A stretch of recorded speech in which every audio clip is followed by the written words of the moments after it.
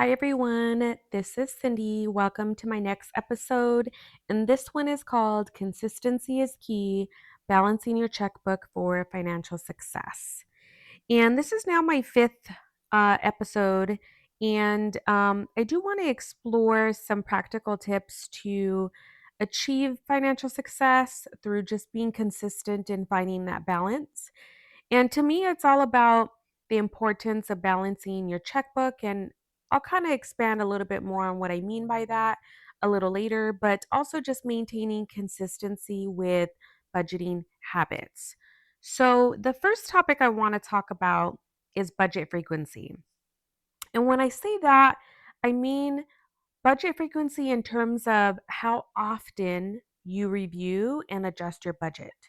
And I really do think this is important because regular budgeting keeps you aware of your financial situation. It also helps you to keep track of your progress, and it also allows for you to make necessary adjustments to stay on track. For example, if you see certain expenses that you did not allocate a certain dollar amount or budget to for a given month, then at least you could say, you make your adjustments for the following month. But I personally review my budget on a weekly basis, and I do occasionally check for fraudulent activity on a daily basis, but that's just more because I have been a victim of that before in the past. And so it's always just important to check your bank account every day, especially if you're actually utilizing your card. But even if you're not, if you use it online, that's another way for people to steal your credit card information. And so I typically check for fraudulent activity, but when I actually sit down and I look at my budget, and I look at all my expenses for the week, I do review my budget on a weekly. And but every Sunday, typically that's a day that I don't really have, a lot going on. I do take some time to go over my expenses, just kind of see how I'm doing with my financial goals, and also the budget that I've set for that specific category. So, this routine, honestly, it just helps me to stay in control of my finances and avoid any unpleasant surprises. So, I do want to say think of budgeting as a path to feeling empowered, financial empowerment. When you're consistently monitoring your finances, you gain a sense of control. And I know at first it may not seem or feel like that because if you're new to this, you are probably thinking, oh my gosh, this is so overwhelming. And it's going to take you a minute to try to stay on track. So I would say by the time you get to like maybe your third or fourth month, then you'll start to feel like, okay, you're in control now. So that's something that you want. You want to feel confident. You want to feel like you're in control. You don't want to feel like you're stressed out or frustrated every time you look at your bank account. That to me is empowering because you literally feel like, wow, like now I get it, right? Like I set a certain budget. I didn't go over this month. I didn't spend an X, on X, Y, and Z. So I'm doing good. That's what budgeting is. So I do want to talk about balancing your checkbook because I know earlier I mentioned, balancing your checkbook. It's all about balance, but I want to talk about, when I say balancing of checkbook, back in the days, checkbooks were used pretty often by writing down expenses, even if you never used a check from your actual checkbook. It was a way for people to write down all their expenses, and so that way they can balance out their checkbook. That's why I say balancing your checkbook, but we're not doing that traditionally. But, I mean, some people do like to do that, and that's great and all, but, I mean, nowadays there's technology, there's apps, there's so many different tools out there that you can use, um but when I say balancing a checkbook, I'm referring to just recording all your transactions and reconciling them with your bank statement, just to ensure that everything matches up correctly. The things that you budgeted for, making sure that, okay, cool, like spent something on this, on something at the grocery store. I spent $200 and I budgeted 300. Great. I went under. Now I know I only have $100 left for the month. So I do want to say, like, for beginners, I do recommend balancing your checkbook every payday or on a weekly basis, preferably on a day that you're not so consumed.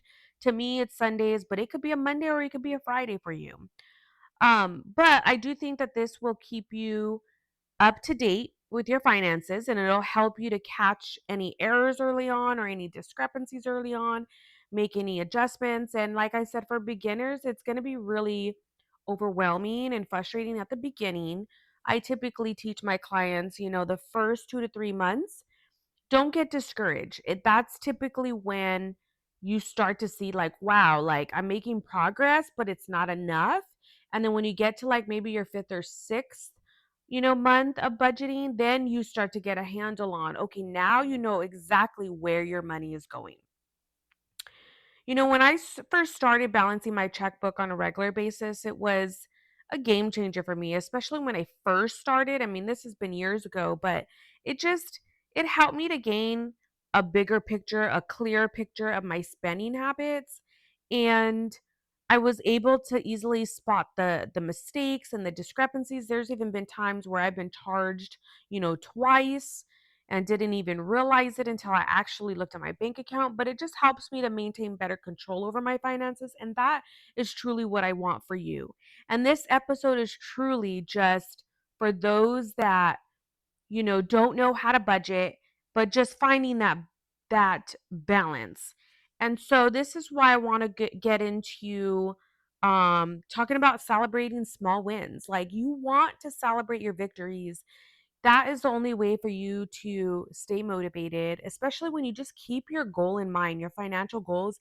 Keep those in mind. Is that, you know, um, paying for a vacation? Is that paying off your debt? Or, whatever the case is, maybe a new car. But you want to stay motivated and you want to celebrate your small wins. So if you did really well for a given month and you didn't go over in groceries, that's a win. If you spent less than what you budgeted for, that's a win. So, I want to get into practical tips that I truly feel that is effective for budgeting and balancing. Is number one, you want to set a schedule. Okay, so choose a regular time and day each week to review your budget and balance your checkbook. Just like I had mentioned before, consistency is key. So, making this a regular time and day will help you to stay on top of your finances. Number two, use the right tools. This can also be your traditional pen to paper, but I highly recommend a budgeting app. And you can first do this at the beginning, until you get a more ease into it. But there's so many free apps and tools available to make budgeting and balancing so much easier. And the number one app that I highly recommend is called Every Dollar. It's owned by Ramsey Solutions, which happens to be the company that I got certified as a financial coach. So this one is my personal favorite. It's very user friendly, very easy, very just the interface of it is just really user friendly. But some other ones too is like, Monarch, YNAB. Those are other ones that can help you track your expenses, stay organized. But what the thing that I like about Every Dollar is that you can connect your bank account. So then all your expenses, everything that comes out of your bank will be showing up as transactions, and you can literally drag and drop them into specific budget categories. So number three, review and adjust. You want to regularly review your budget and adjust it. So if you set a schedule once a week to review your budget every Sunday, then you want to also get in the habit of adjusting it based on your spending patterns. And then, because I feel this flexibility allows you to adapt to changes very easily in any financial situation. So if you feel that groceries, for example, you spent $200 on groceries, but you allocated, $150 for groceries that month, but you went over by 50, well, then maybe reduce it, next month, or maybe increase it to 200 the following month, or maybe Don't go grocery shopping, only spend $100 in the following month. Those are the type of adjustments that I'm referring to. And number 4 is stay motivated. Staying motivated and celebrating your small financial victories, I feel, are just as important. Setting reminders for your budgeting sessions. And what I mean by that is literally setting those reminders to sit down and go through everything, but also keeping your financial goals top of mind. Stay focused on that. Like, I would review your goals right before or after reviewing your budget every Sunday, because this is going to help you to stay motivated and it's going to help you to stay on track. So, I do want to recap and I want to close this out, but as we discussed, the importance of budget frequency, we talked about how often to balance your checkbook. We talked about practical tips for effective budgeting and balancing. So it's setting a schedule, using the right tools, review and make your adjustments, and staying motivated. And consistency is key. So I want to leave you with this. You have the power to transform your financial future. You do. You have full control. By staying consistent with your budgeting and balancing habits, and I mean spending habits, you can take control of your own finances and achieve those financial goals that you set for yourself. But believe in yourself. You need to believe in yourself. You need to have that ability, believe in your ability to create positive change. It's all about being positive and moving forward. And if you have a partner, it's all about communication. Yes, finances is the number one reason for divorce. You need to communicate if you have a partner. This will set the tone and bring you closer when you truly come together and discuss your goals, financial goals, future goals.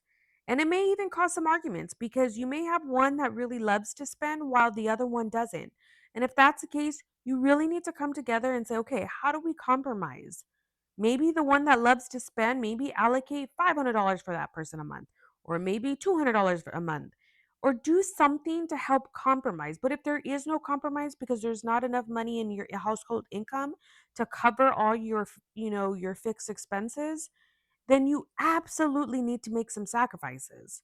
Sacrifices are huge and they're temporary because you want to get to your place where you want to meet those financial goals. So you really do want to just you need to sit down, talk to your partner, discuss your goals together before starting anything new. And I truly, truly believe that anybody can achieve this. So I want to thank, if you've gotten this far, I do want to thank you so much for tuning in because this is my 5th episode and I do anticipate on continuing every week with just small bites of financial tips. And if you did find this episode helpful or inspiring, I encourage you, share it with someone who you think might benefit from it. But just don't forget to subscribe and follow for more exciting and insightful episodes.